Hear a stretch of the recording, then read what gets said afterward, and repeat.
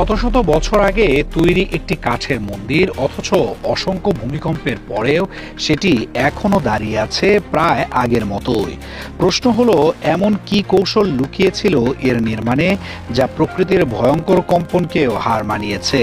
প্রথমে একটি কাঠের ব্লকের মাঝখান দিয়ে বিশেষভাবে কেটে সেটিকে স্তম্ভের উপরে বসানো হয়।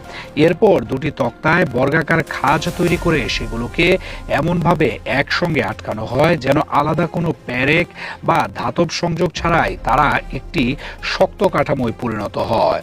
তারপর প্রতিটি কোণের উপরে কাঠের ব্র্যাকেট স্থাপন করা হয়, যা পুরো কাঠামোর ভারসাম্য ধরে রাখতে গুরুত্বপূর্ণ ভূমিকা পালন করে।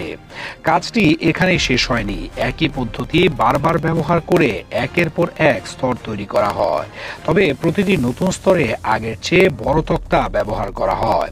ফলে কাঠামোটি ধীরে ধীরে উপরের দিকে বিস্তৃত হতে থাকে এবং প্রতিটি স্তর নিচের স্তরের সঙ্গে শক্তভাবে সংযুক্ত হয়ে যায়। দেখতে এটি যেন কাঠের তৈরি একটি জটিল ধাঁধা, যেখানে প্রতিটি অংশের নির্দিষ্ট জায়গা রয়েছে এবং কোনো অংশ সহজে নড়াচড়া করতে পারে না। সবশেষে কয়েকটি স্তর সম্পূর্ণ হওয়ার পর উপরে একটি প্রশস্ত তক্তা বসিয়ে ছাদ তৈরি করা হয়। বাইরে থেকে এটি একটি সাধারণ কাঠের মন্দির মনে হলেও ভেতরে লুকিয়েছিল অসাধারণ প্রকৌশল দক্ষতা। পুরো কাঠামোটি এমনভাবে নকশা করা হয়েছিল যাতে কোনো বাহ্যিক চাপ সরাসরি একটি অংশের উপর কেন্দ্রীভূত না হয়। যখন ভূমিকম্প আঘাত হানত তখন কম্পনের শক্তি একটি নির্দিষ্ট স্থানে আটকে না থেকে কাঠের বিভিন্ন অংশের মধ্যে ছড়িয়ে পড়ত।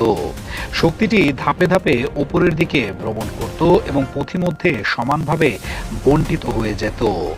একই সময়ে একে অপরের সঙ্গে আটকে থাকা কাঠের খাঁজ ও সংযোগগুলো কাঠামোর অংশগুলোকে সরে যেতে বাধা দিত।